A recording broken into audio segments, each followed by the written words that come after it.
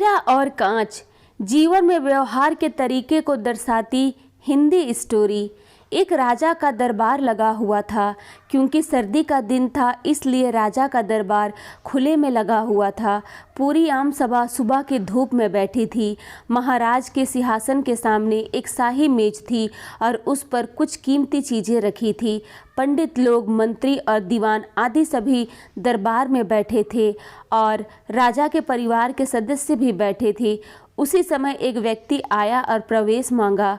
प्रवेश मिल गया तो उसने कहा, मेरे पास 2 वस्तुएं हैं।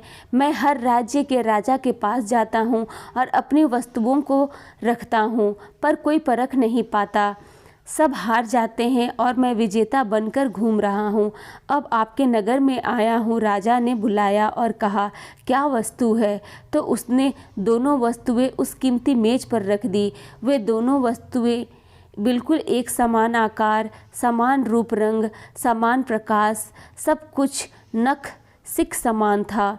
राजा ने कहा कि ये दोनों वस्तुएं तो एक हैं। तो उस व्यक्ति ने कहा कि दिखाई तो एक सी ही देती है, लेकिन है भिन्न।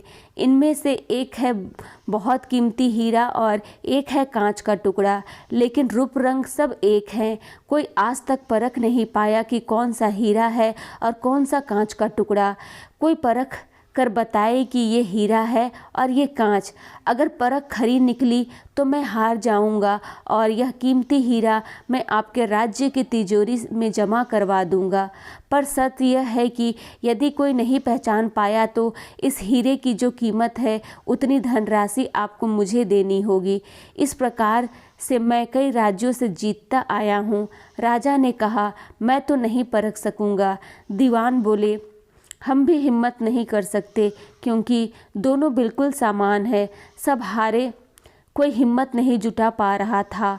हारने पर पैसा देने पड़ेंगे, इसका कोई सवाल नहीं था क्योंकि राजा के पास बहुत धन था, पर राजा की प्रतिष्ठा गिर जाएगी, इसका सबको भय था।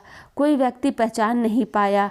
आखिरकार पीछे थोड़ी हलचल हुई। एक अंधा आदमी हाथ में लाठी लेकर उठा। उसने कहा, मुझे महाराज के पास ले चलो।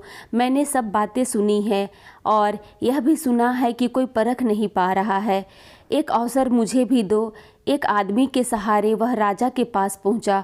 उसने राजा से प्रार्थना की, मैं तो जन्म से अंधा हूं, फिर भी मुझे एक अवसर दिया जाए जिससे मैं भी एक बार अपनी बुद्धि को परखूं और हो सकता है कि सफल भी हो जाऊं। और यदि सफल ना भी हुआ तो वैसे भी आप तो हारे ही हैं।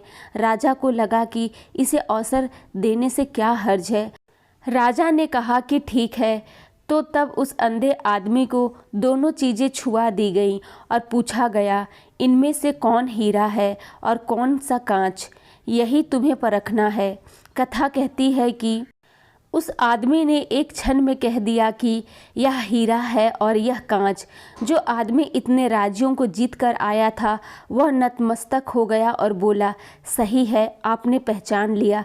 धन्य हो आप। अपने वचन के मुताबिक यह हीरा मैं आपके राज्य की तिजोरी में दे रहा हूँ। सब बहुत खुश हो गए और जो आदमी आया था वह भी बहुत प्रसन्न हुआ कि कम से कम कोई तो मिला परखने वाला। उस आदमी, राजा और अन्य सभी लोगों ने उस अंधे व्यक्ति से एक ही जिज्ञासा जताई कि तुमने यह कैसे पहचाना कि यह हीरा है और वह कांच? उस अंधे ने कहा कि सीधी सी बात है मालिक, धूप में हम सब बैठे हैं, मैंने दोनों को छुआ। जो ठंडा रहा वह हीरा, जो गर्म हो गया वह कांच। जीवन में भी देखना, जो बात बात में गर्म हो जाए, उलझ जाए, वह व्यक्ति कांच है और जो विपरीत परिस्थितियों में भी ठंडा रहे वह व्यक्ति हीरा है। धन्यवाद। यह स्टोरी अगर आप लोगों को पसंद आए तो मेरे चैनल को लाइक और सब्सक्राइब करना ना भूलें।